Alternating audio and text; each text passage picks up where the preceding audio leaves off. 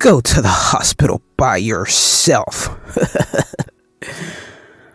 I'm definitely not helping you anymore.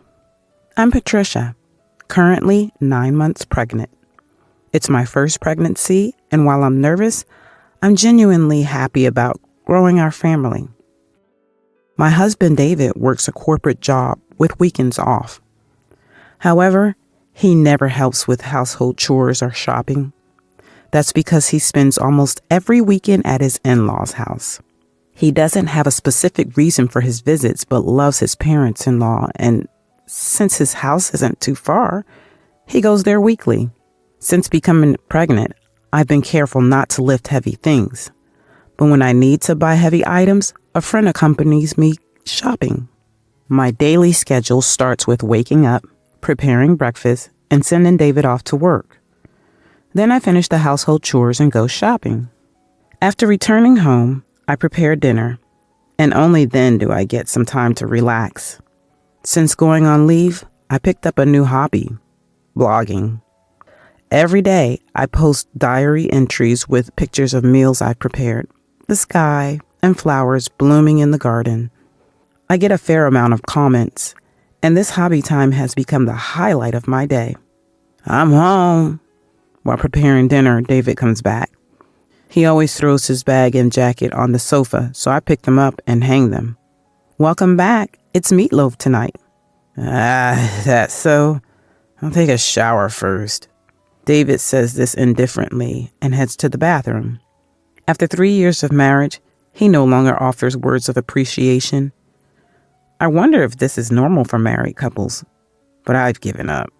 When David comes back to the dining room in his pajamas, I pour him a drink and offer it. Where's that beer? David says, seeing the water I offered. Oh, I forgot to buy it today. I'll get it tomorrow. What? Then go buy it now. David becomes visibly upset. Words for a pregnant woman, I retort, irritated. Why don't you go yourself? I don't want to move around too much with my big belly. He gets even more angry and shouts back. It's Patricia's fault for forgetting. It's your mistake, so Patricia should go. Besides, pregnancy isn't an illness. Even Mom said you should move around to build strength. Knowing David wouldn't calm down, I reluctantly head to the supermarket. At the supermarket, I run into Susan, who lives nearby. Oh, good evening. Oh, did you forget something too? I had to rush out because I ran out of mayonnaise, Susan says cheerfully, lifting my spirits. David told me to buy beer. He should have gone himself. Right. I said the same, but he wouldn't listen. It's tough for you, Patricia. Susan and I walk part of the way home together before parting ways. When I return from the supermarket, David is lying on the sofa, laughing while watching TV, leaving his dinner plates as they were. You're slow, fatty. Hurry up with the beer. Irritated by David's complaining, I silently hand him the beer and start cleaning up. Calling a pregnant woman fat? I wanted to retort, but knowing it would only start another shouting match, I chose to ignore him. After dinner, I take a shower and head to the bedroom. The next day, David acts as if nothing happened. He has the convenient ability to forget everything by sleeping. However, I couldn't forget his harsh words and ignored him. Was with a bad mood from the morning. Don't you know how to appreciate someone who's about to go to work? I wanted to say this was all directed at David, but ended up just sighing and sending him off. Take care. I don't bother with dinner tonight. Bye. Without explaining why he didn't need dinner, David quickly left. Afterward, I finish my chores and go shopping, remembering I'm eating alone today, and decide to keep it simple. At night, surprised by David's unexpected return, I was about to eat the simple dinner I made. I'm home. Welcome back. But didn't you say you didn't need dinner tonight? Oh, the dinner meeting got canceled. I'm hungry. There's food, right? I thought I was alone today, so I only made enough for myself. Hearing this, David gets angry again. What? You couldn't think that I might come back? Really stupid? He says this and goes to the dining room, becoming even more upset after seeing my dinner. Patricia, I can't believe you can eat such food. Don't waste my salary. Today was just for me, so I made something simple. You shouldn't talk like that. Patricia, why don't you learn to cook from Mom? I've always thought Patricia's cooking was terrible. Every chance he gets, David compares me to his mother-in-law, Linda. Doesn't he know comparing someone can hurt their feelings? I won't eat this kind of meal. Go buy something. His words stun me again. What does he think I am? I've already showered today. It's not happening. Go yourself. Fine. Forgot the booze yesterday and forgot my meal today. You're the worst. I'm going back to my parents' home. With that, David leaves in his suit. Alone, but strangely relieved. The next day, as expected, a call from Linda. The complaint was, not making meals for David is a failure as a wife. That's domestic violence, isn't it? My explanation fell on deaf ears. I apologized anyway and hung up. Hearing Linda's nagging voice first thing in the morning brought my spirits down, so I decided to take it easy today. However, David will be coming back today. Considering yesterday's incident, I went shopping for more ingredients than usual, bought beer, and was determined not to let him complain today. I shortened my blog writing time and meticulously prepared to increase the number of dishes. The table was set as if for someone's birthday, and I was satisfied. This should keep him from complaining. I waited for David's return in the dining room, but he never showed. I tried calling his mobile phone, but no answer. An hour, then 2 hours passed, and I grew increasingly worried. Could he be at his in-laws' house? Calling his parents-in-law, they said he wasn't there. After several unanswered calls, it was getting late, and I was considering contacting the police when a drunken David finally came home. I'm back. I rushed to the entrance. There, David was lying down at the entrance. Hey, are you okay? When I spoke to him, shut up.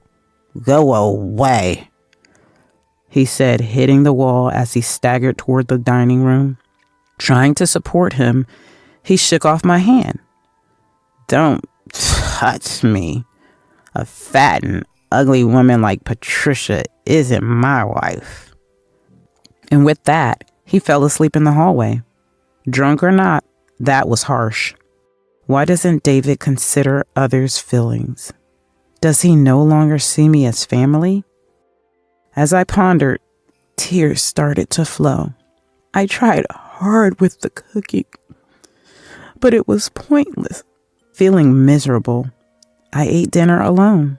The next day, David woke up as if nothing happened. My head hurts. Drank too much. Patricia, don't just leave me lying in the hallway. You slept there on your own. Don't blame me. Patricia is my wife, aren't you? You should have carried me to the bedroom when I'm drunk.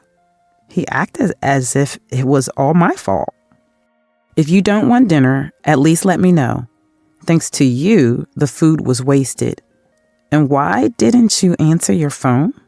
When pressed, David responded without changing his expression. The dinner party from the day before yesterday just got moved to yesterday. I don't need to inform Patricia. And the food, it's always the terrible meals anyway. Couldn't answer the phone during the meal. Read the room. He dismissed everything, refusing to acknowledge any fault. I felt my feelings for David cooling. Better not expect anything from David. That way, I won't be hurt or suffer anymore. I convinced myself of this. I have the day off tomorrow, so I'm going to my parents' home from today. Staying with Patricia is just unpleasant and boring. David continued to belittle me.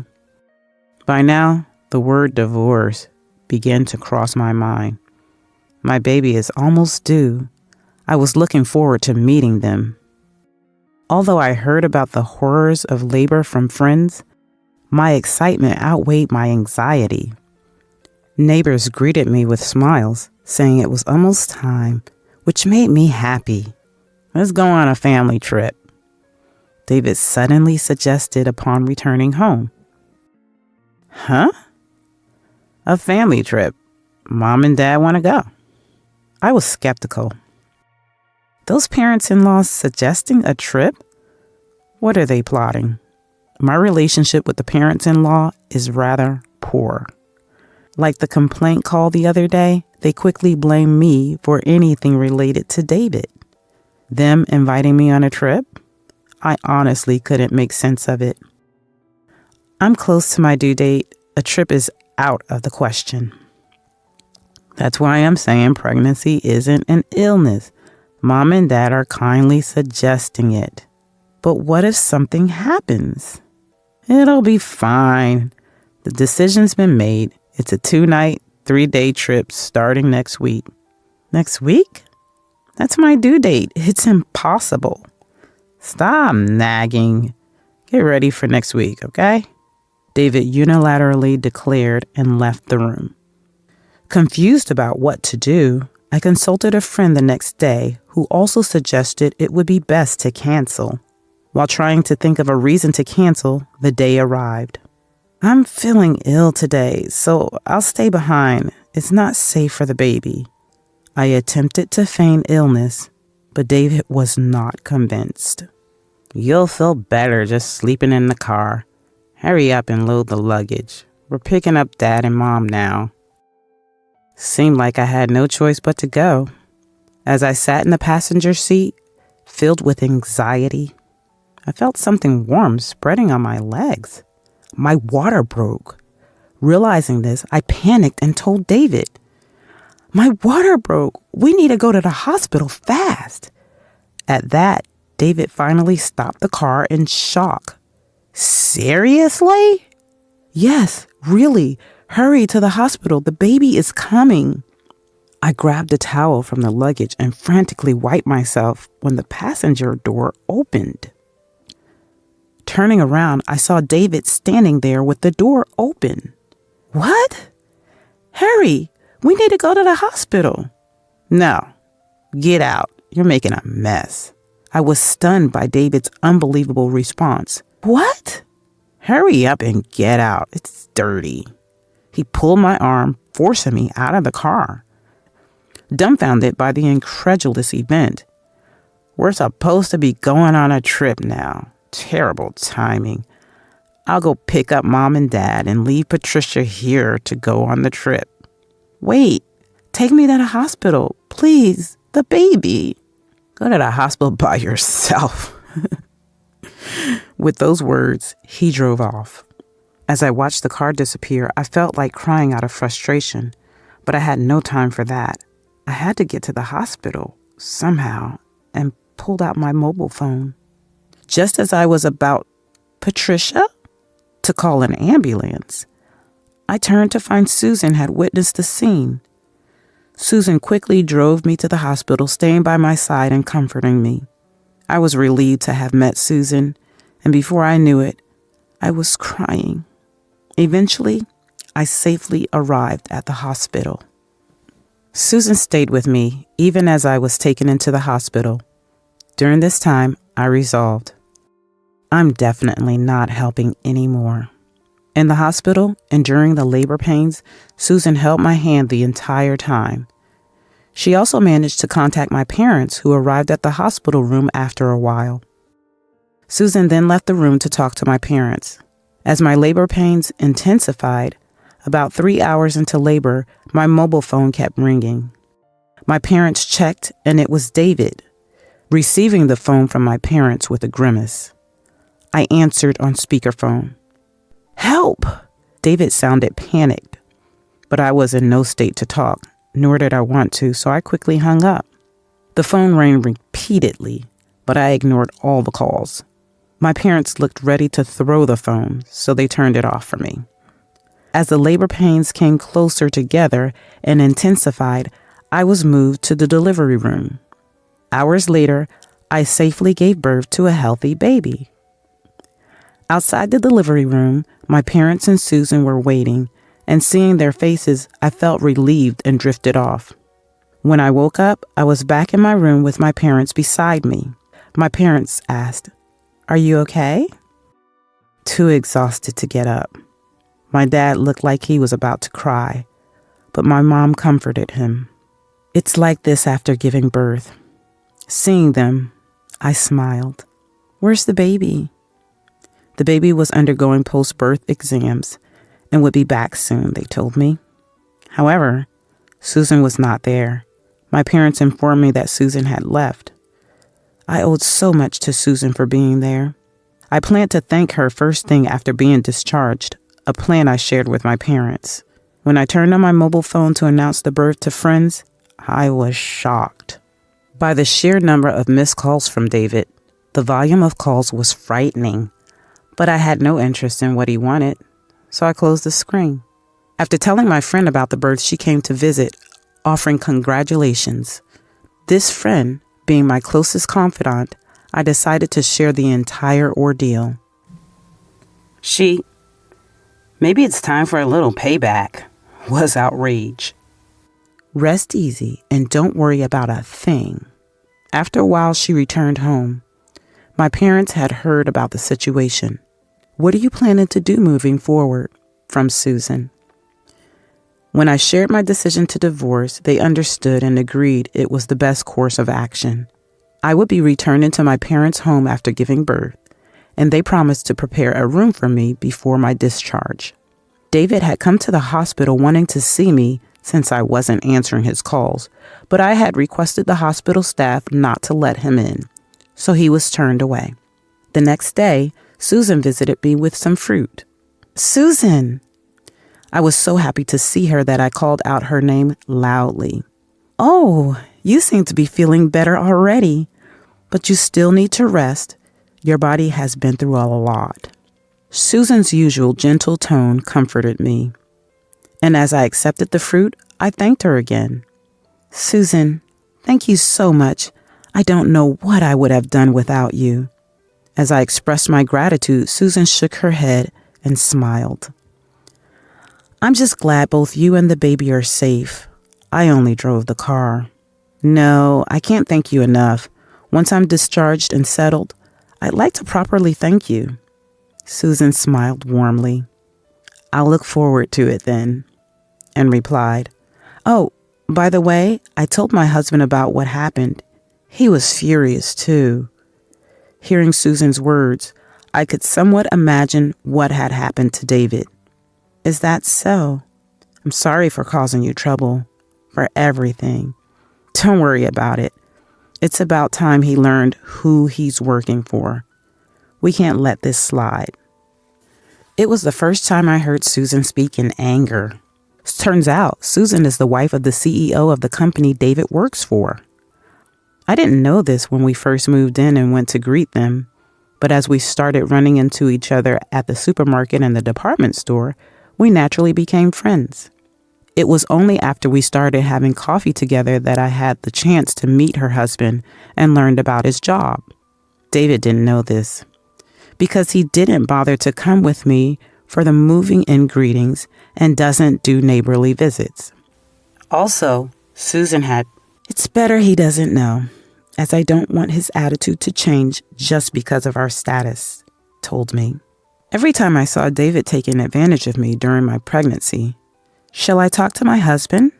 Susan had offered to talk to her husband about it, but I had declined. Now, it seems Susan had reached her limit with this situation. So that's why I've been getting so many calls from David. "Susan, I'm sorry for worrying you. I don't even know what to say." Tears came to my eyes as Susan expressed her anger on my behalf.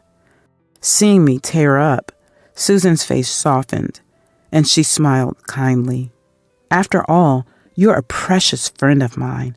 I can't stay silent when someone important to me is treated like this." Hearing her words made us both tear up even more. David's calls continued afterward. I also received constant messages on WhatsApp, but I ignored them all. Having decided on divorce, I felt no attachment to David anymore and focused on how to be happy with my baby. As I was packing up for discharge, a friend visited me again. "Take a look at this." She handed me her mobile phone. Curious, I looked at the screen to see a video. "What's this? What happened?" That had gone viral on social media. My friend, a popular social media influencer with over 500,000 followers, had posted about David's behavior. A follower who happened to record a video of me being forced out of the car and David leaving me behind with harsh words had sent her the footage. She spread it with my face blurred out. The video quickly went viral, leading to David's identification, including his home and workplace, resulting in social backlash. Wow, it's really blown up. I was astonished. This level of retribution is deserved, and my friend crossed her arms. Indeed, it was all David's doing. Furthermore, when David's friends questioned him, "I had promised to go on a trip with my parents, so I had no choice," he responded, which redirected some of the backlash towards my parents-in-law. The story even spread through the neighborhood of my in-laws' house, becoming a topic on social media. Then, as we were talking, my phone rang. It was a call from Linda. Speak of the devil. As I said this, my friend leaned over to peek at my mobile phone. "You should answer and give them a piece of your mind." But I felt it was a waste of energy to even engage, so I decided to ignore it. Before I knew it, my phone's missed call log was filled with calls from David and Linda. The hospital nurses had seen the SNS post, and knowing the truth, they firmly took my side. No matter how many times David and the parents-in-law tried to visit or call the hospital, they never got through to me, thanks to the nurses' intervention. As my discharge day approached, I was worried about being ambushed upon leaving. My parents assured me it would be fine, but I feared for the baby's safety if they tried to force their way through. This concern proved to be unnecessary. On the day of my discharge, as my parents and I were about to leave the hospital with the baby, "Patricia!" I heard David shout and the parents-in-laws yelling. At that moment, I was surrounded by men in suits. Confused, one of them opened a car door for me. "Please, get in safely. We've been hired as bodyguards by Mrs. Susan, the CEO's wife," and said. My parents seemed to be in on it. "See? Told you it'd be all right." Smiling. David and the parents-in-law were intimidated by the bodyguards and didn't try to force their way over. Susan to go to such lengths for me. I felt a deep sense of gratitude towards Susan. My parents, "We should visit to express our thanks properly," also said. Life back at my parents' home went smoothly, but the attempts to contact me from David and the parents-in-law continued. Even after sending a signed divorce petition, they showed no willingness to comply. Once, the parents-in-law called my parents, and my dad handled it, but found them unreasonable. Once Patricia married David, how we treat her is our business.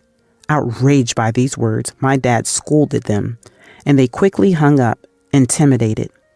When I consulted with my parents about settling this, we decided to hire a lawyer to handle the divorce on my behalf. A lawyer friend of my dad agreed to help after hearing our situation and was informed of the SNS video and everything that had happened. The lawyer contacted David, who was initially shocked and flustered, but then became defiant. "This is a family matter. We can solve it through discussion. No need for a lawyer."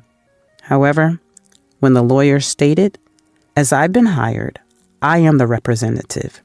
Any future contact with Patricia should go through me.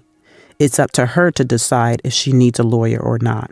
David fell silent. Though David was reluctant to accept the divorce, The prospect of a trial and the potential delay in divorce proceedings led him to begrudgingly agree with faced with the possibility of court action. When the topic of compensation and child support came up, I haven't even met the child, and I don't want to, so it's none of my concern. I'm not paying child support. Plus, I've done nothing wrong, so there's no need for me to pay any compensation. His illogical arguments persisted, but the lawyer methodically explained the legal aspects, to which he still didn't agree. Well then, we'll see you in court. At this point, the parents-in-law present during the discussion hurriedly agreed. Hearing the lawyer's report, I felt ashamed to have been married to such a man.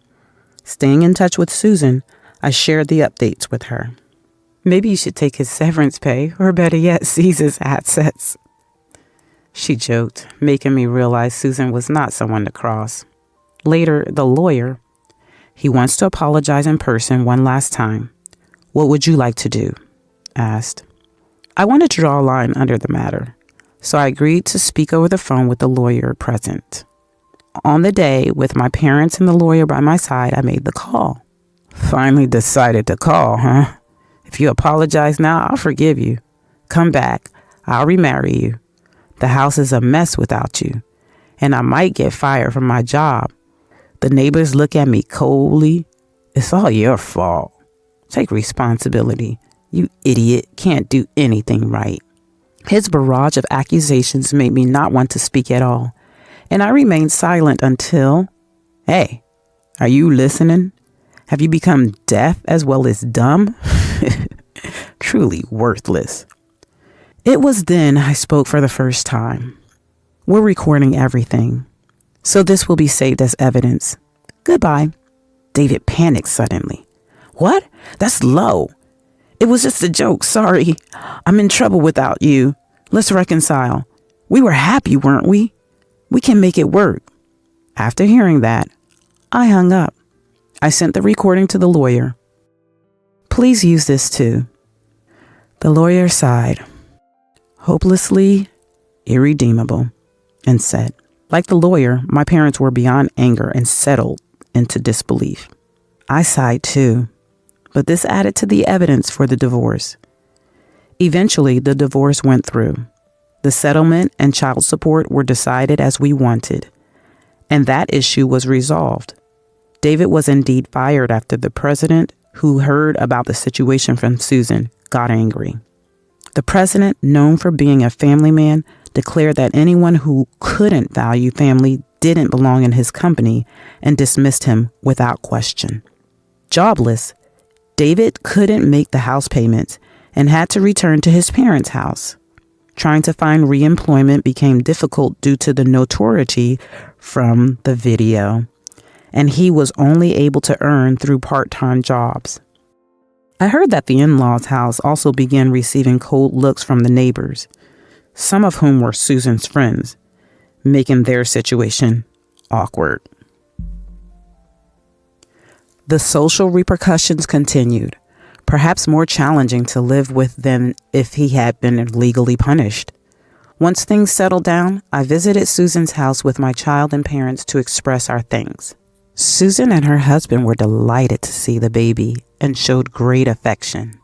Since then, my mom became friends with Susan, and my dad found common ground with her husband, making us all close. Surprisingly, Susan and her husband's son was close to my age, leading to an unexpected meeting. Years later, no one could have imagined that we would actually become family.